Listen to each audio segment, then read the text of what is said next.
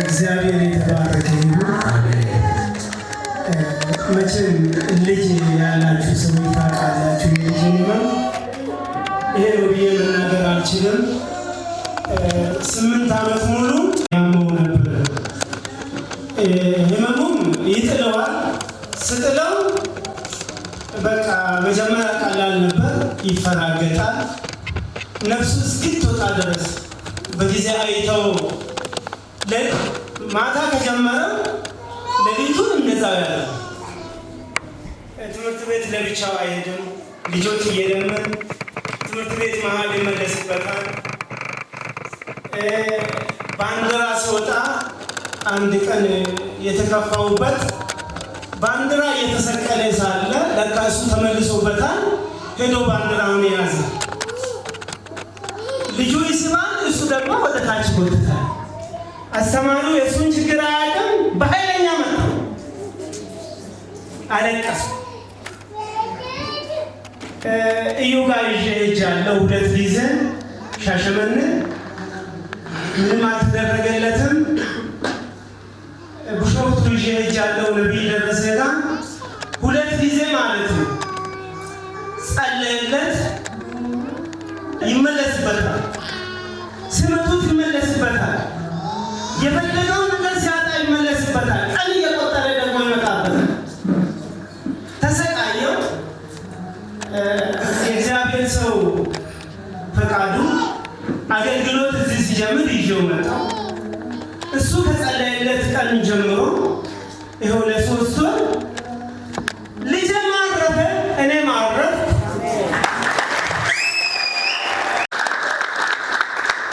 ወገኖቼ እግዚአብሔር ያሳርፋል።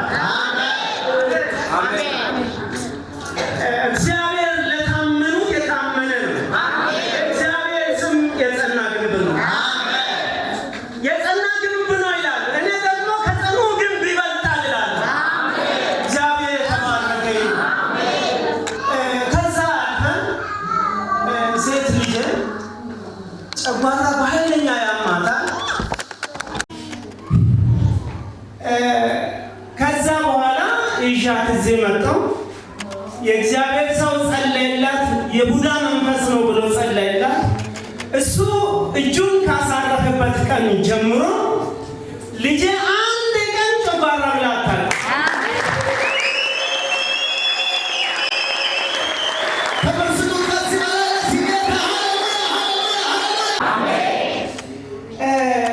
ጊዜ ስለሚወስድባችሁ እንጂ ምስክርነት ብዙ ነው። ኤልያስን ሲከተል እኔም አደጋ ደርሶብኝ ነበር። እንደ ሰው ጉልበት ተሰብሮ ነበር። 3 ቦታ ነው የተሰበር። 2 እግሮቼ ተሰበሩ። እሱም ጸልዮልኝ ነበር። የዛን ጊዜ ሐዋሳ ሙሉ ምርመራ ከአንገት በታች ምርመራ ተደርጎልኝ በውስጥ ነርቭ ትንሽ ነርቭ ምልክት ያሳያል። ከዛ ውጭ ምንም በሽታ የለብህም አለኝ ዶክተሩ። ከዛ ያ ነርቭ አልፎ መጥቶ ዘንድሮ እንቅልፍ ከለከለ። አልጋ ላይ አልተኛም። ሰውነቴ እንደ እሳት ይቃጠላል።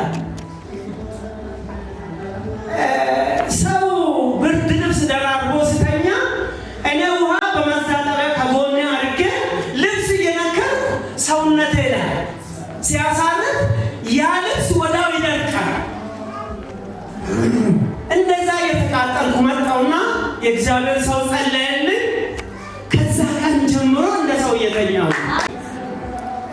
አራተኛ ደግሞ ባለፈው ባትታዘቡ የእግዚአብሔር ሰው መድረክ ላይ ቆሞ ዕዳ ያለባችሁ እሱ ባለ ጊዜ ዕዳ አለብኝ ብዬ በምክንያት እንድጸልይልኝ ወጣሁ። እኔ ግን የራሴ ወደ 50 ሺህ ምናምን ሰው ላይ አለ።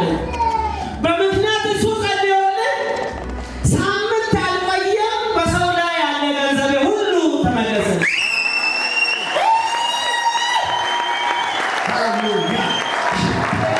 በምክንያት ነው። እኔ አበደርኩ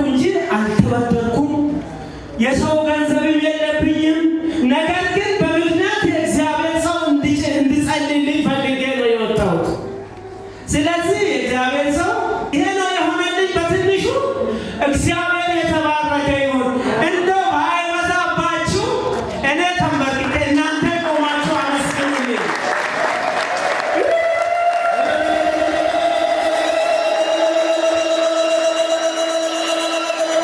እግዚአብሔር ይባርካችሁ። አሜን።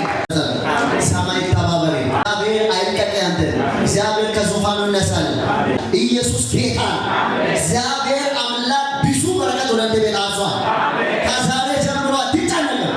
ጸጋን ጨምር ጌታ ለቆልህ እንደ ቤት ሆነ በኢየሱስ ሆነ መሰከሩ ድነሱ ምልክት አቀጥሉ